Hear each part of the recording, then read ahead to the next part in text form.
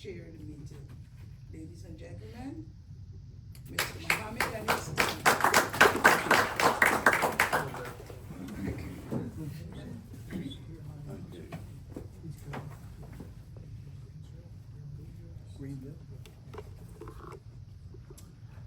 So in 1973, there was a survey done of about 3,000 people, and they asked them what their biggest fears was. Number 6 on the list was death. Number 1 on the list was public speaking. So I'm not saying I fear being up here more than death. I'm just simply saying, give me a minute to get into my groove and we're gonna be all right. All right. So, good afternoon. My name is C. Aziz Muhammad. I go by Cam, my initials, and I'm from, I live in Lexington, but we work here in the Rowan County area. I represent a company called Building Blocks, and what we do is we work with people with mental health issues, behavior issues, and substance abuse issues. I've been in this industry collectively for about 8 years. I was with another company some years ago, and I was with them for about 5 years, and then they kind of went out of business because, you know, they lost focus of the goal, lost focus of the mission. They became money oriented, you know, and all the corporate issues and things that go on when you have a corporation. You know, sometimes some of those companies lose sight of what the vision and the mission is, and that's, you know, to help people. So unfortunately, that company went down, but about 2 years ago, I was introduced to the company I'm with now, the Building Block Center. I love this company because they have a heart for helping and working with people.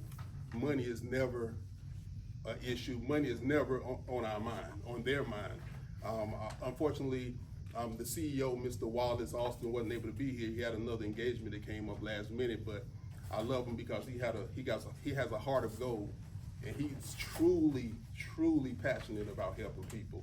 So I'm excited to be with this company today. So Ms. Nunez there actually wears 2 hats. Not only is she my colleague, but she's my fiance.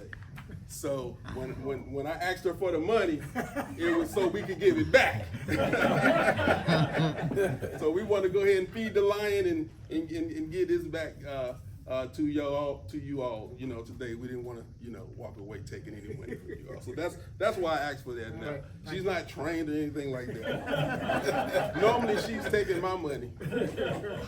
All right. So today, as we observe National Depression and Mental Health Screening Month, I want to remind us all that a healthy mind is as important as a healthy body.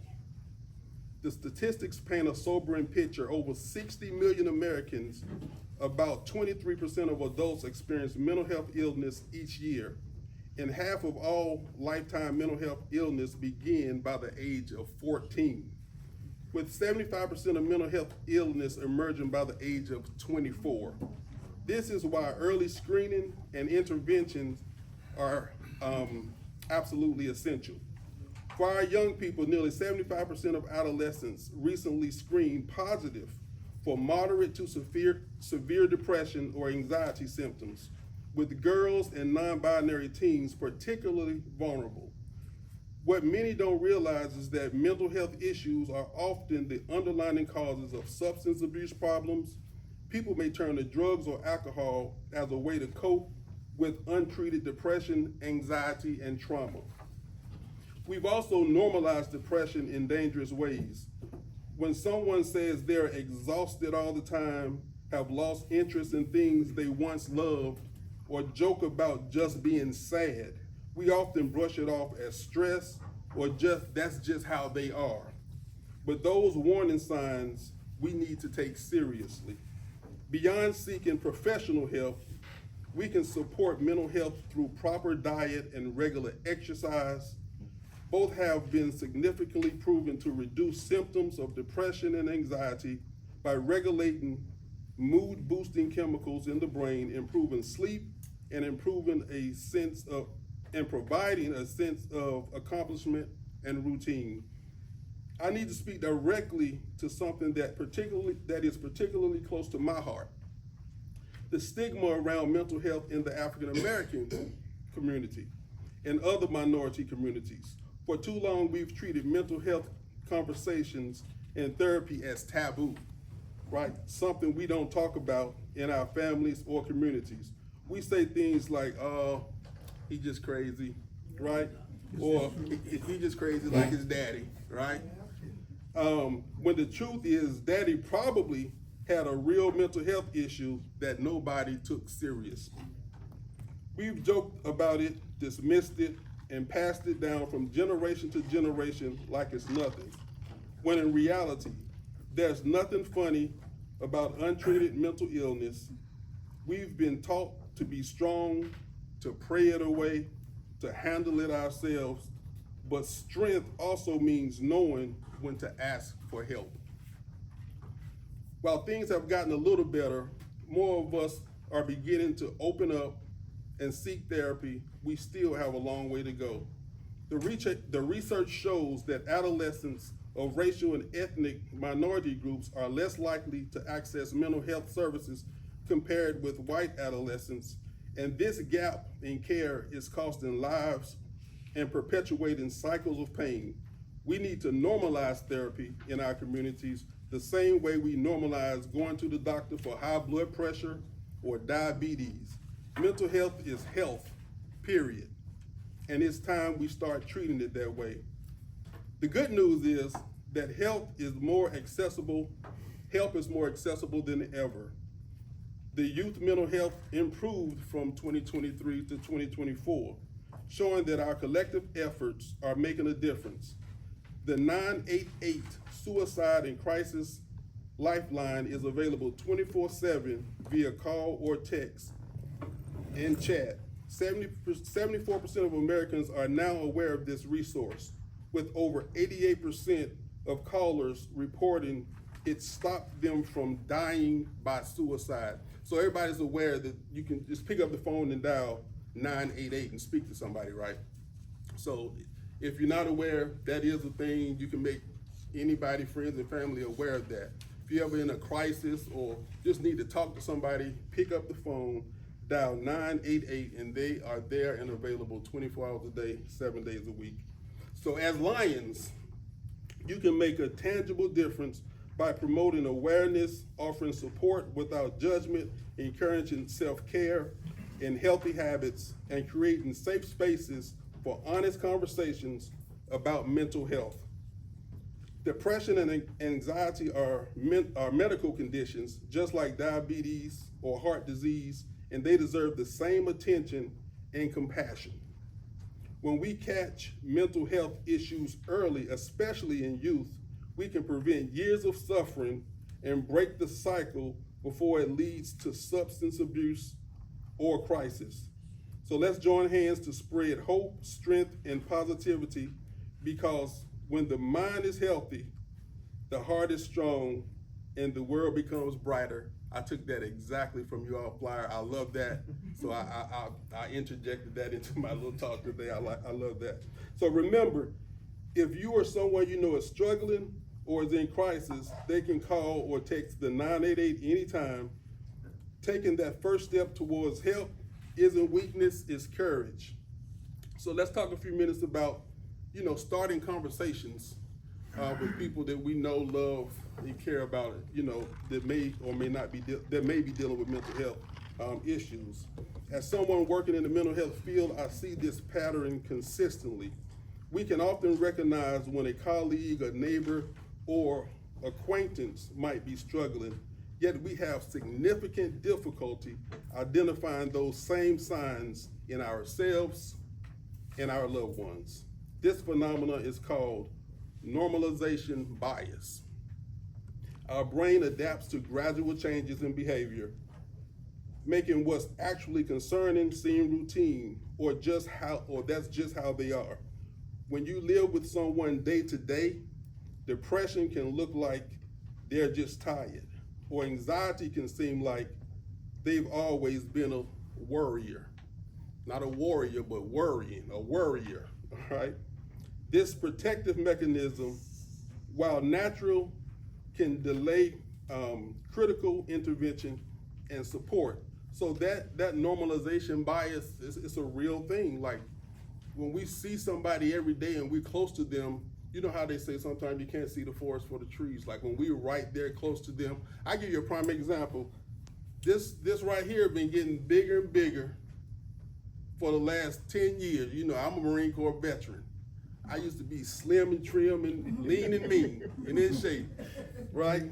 One day my daughter came to me and said, "Dad, you're getting fat." Now, me being in the mental health profession, I think she could have found a better way of saying that. But nevertheless, it's the truth. But I didn't notice it. It's, you know, I see myself every day. It's just gradual. It's the same with mental health and behavior issues. You know, when you're there with someone, the slight little changes that happen every day, they just seem normal. Like that's just them, right? And we don't recognize it. So that is a thing. So we want to make sure that we are paying attention to our loved ones. The reluctance to initiate a mental health conversation with the loved one often stems from fear. Fear of damaging the relationship, fear of being wrong, fear of not knowing what to say, or fear of making things worse. Let me assure you, approaching someone with genuine concern and love rarely causes harm. What does cause harm is silence when someone is suffering. So here, I want to talk to you about a couple conversation techniques. I have like 5 of them that I want to go over real quick. The first one is the self-disclosure approach. So you can say something like, "I've been noticing I'm more stressed than usual, and I'm considering talking to a therapist. It made me wonder, how are you really handling everything that's on your plate?" So that self-disclosure reduces the power dynamics and it reduces shame. When you model vulnerability and normalize help seeking, you create psychological safety, all right? The next one is the observational approach. In a low pressure environment, doing routine activities, you can say something like, "I've noticed some changes lately. You seem more withdrawn than usual. I'm not judging. I'm just concerned because I care about you. Would you be open to talking about what's going on?" So that's the observational approach. It's using specific observable behaviors in non-accusatory and difficult to dismiss. The third one, the psychoeducation approach.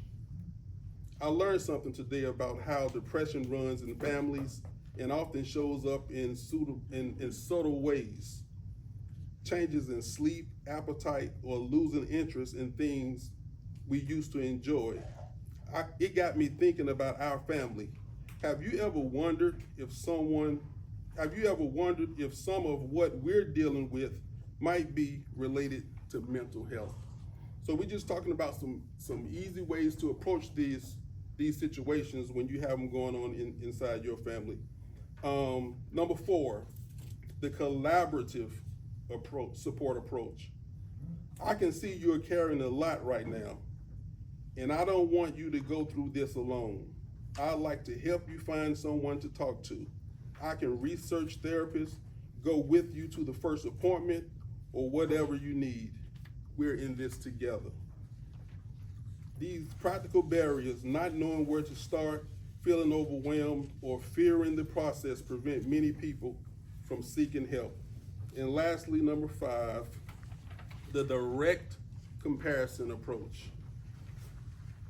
I love you and I'm genuinely worried about you.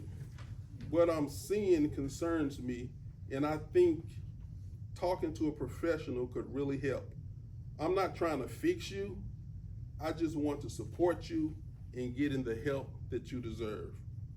So sometimes clarity is kindness. Direct communication, when delivered with warmth and without judgment, can break through denial. So it's just some things to remember, and of course you all got the handout so you can read over it at your own leisure, but just some of the things to remember is you're not responsible for fixing them. You're responsible for caring. Resistance is normal and doesn't mean failure. timing and setting matters. Listen more than you speak. Validate without minimizing. Know your resources. Set boundaries with love. So, I got a couple little scenarios here, and if y'all don't mind, I'd like to get a volunteer. Well, I'm gonna read something, and if somebody wanna give me a suggestion of how that could be handled, just speak up, all right? So your best friend just said, "I'm so tired of everything. I don't even know why I keep going anymore." Anybody want, so just imagine I'm your best friend and I said that to you. Can anybody give me a suggestion of something they might say in response? "I'm so tired of everything, I don't know why I keep going anymore." I worried about you when you say things like that. Yeah, that's good. That's right there. Yeah. That sounds really heavy, you know. I'm worried about you when you say things like that. Can we talk about what's going on? Something like that. What you don't want to do, what you want to avoid is saying stuff like, "Oh, everyone feels that way sometime," right? That minimizes their pain, right? You have so much to live for, right? You're dismissing their current emotional state. "Oh, just think positive." Y'all heard that before, right? Just think positive, right? So it oversimplifies a complex issue.